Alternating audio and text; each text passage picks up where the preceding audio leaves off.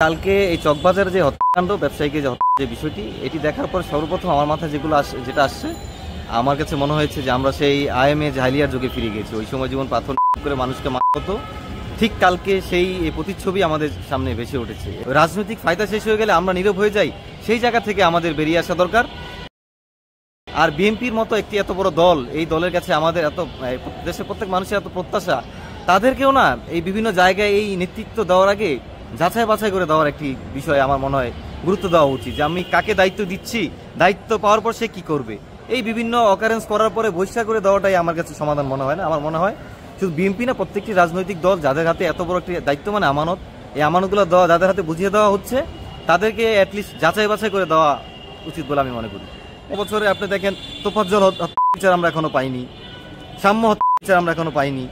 কারণ এই প্রতিবাদগুলোতেও না আমরা কেমন একটা স্বার্থ খুঁজি, রাজনৈতিক ফায়দা করতে চাই।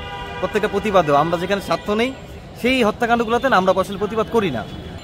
এবং কালকে শুধু এই হত্যাকাণ্ডই না, আরো বেশ কিছু হত্যাকাণ্ড ঘটেছে। বিশেষ করে এক যুবদল নেতাকে গুলি করে হত্যা করে মেরে তার পায়ের রক্ত দেওয়া হয়েছে, সেটি নিয়ে আমরা কোনো প্রতিবাদ আসলে আমরা কাউকে করতে দেখিনি। জানলাম কালকে আমরা শুনেছিলাম যে এটা চাঁদাবাজি নিয়ে একটি ঘটনা, আজকে আবার একটি নতুন ইস্যু দেখলাম, পুলিশ বিবৃতি দিচ্ছে যে এটি আসলে ব্যবসায়িক দ্বন্দ্বে একটি হত্যাকাণ্ড। যাই হোক, হত্যাকাণ্ড এটাই সবচেয়ে বড় কথা, অপরাধের জায়গায় আমরা দেখছি। কিন্তু ব্যাপার হচ্ছে বিভিন্ন রাজনৈতিক মহলে এটাকে একটি দলকে হেয় প্রতিপন্ন করার জন্য, রাজনৈতিকভাবে ফায়দা নেওয়ার জন্য মানুষ এটার প্রতিবাদ জানাচ্ছে। আমার কথা হচ্ছে এই রাজনৈতিক দায় চাপানোর এই প্রবণতা টানতে যে আমরা কিন্তু এই আসামিগুলোকে ছেড়ে দিচ্ছি, আমরা শুধু রাজনৈতিক ফায়দা লড়তে যে আসলে বিচার কিন্তু আমরা পাচ্ছি না। গত বছরে আপনি দেখেন তোফাজ্জল হত্যা বিচার আমরা এখনো পাইনি, সাম্য হত্যা বিচার আমরা এখনো পাইনি। এবং কালকে শুধু এই হত্যাকাণ্ডই না, আরো বেশ কিছু হত্যাকাণ্ড ঘটেছে। বিশেষ করে এক যুবদল নেতাকে গুলি করে হত্যা করে মেরে তার পায়ের রক্ত দেওয়া হয়েছে, সেটি নিয়ে আমরা কোনো প্রতিবাদ আসলে আমরা কাউকে করতে দেখিনি। কারণ এই প্রতিবাদগুলোতেও না আমরা কেমন একটা স্বার্থ খুঁজি, রাজনৈতিক ফায়দা করতে চাই। প্রত্যেকটা প্রতিবাদেও আমরা যেখানে স্বার্থ নেই, সেই হত্যাকাণ্ডগুলোতে না আমরা আসলে প্রতিবাদ করি না। সেই জায়গা থেকে আমার মনে হচ্ছে যে আমাদের সচেতন দেশের নাগরিক হিসেবে প্রত্যেকটা হত্যাকাণ্ডের বিচার সুনিশ্চিত করা পর্যন্ত আমাদের এই কথাগুলো চালিয়ে যাওয়া দরকার।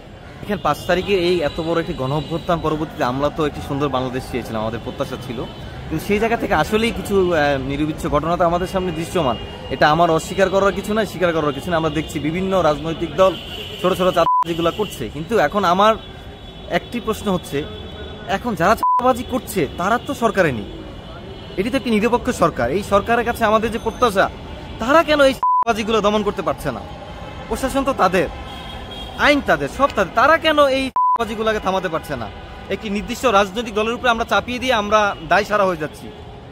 আমরা এই নিরপেক্ষ সরকারকে দেওয়ার কারণ কি? তাদের দায়িত্ব কি আসলে? তারা কি আসলে তাদের দায়িত্বে কতটুকু পালন করছে বা কতটুকু অবহেলা করছে, সেটা নিয়ে আমাদের আসলে সবচেয়ে বড় সংশয়। এটাকে থামানোর দায়িত্ব এই সরকারের, এই প্রশাসনের। এই প্রশাসন কি করছে? আমার কাছে মনে হচ্ছে এই প্রশাসন তো তারে আরো সুযোগ করে দিচ্ছে চাঁদাবাজি করার। এই প্রশাসন বিভিন্ন দলকে সুযোগ করে দিচ্ছে, শুধু চাঁদাবাজি না, আরো বেশি একটি নতুন দল এই সরকারের বিশেষ সুবিধা নিয়ে তারাও বড় বড় তবদির বাণিজ্য করছে। এটা আমি আগেও বেশ কয়েক জায়গায় বলেছি।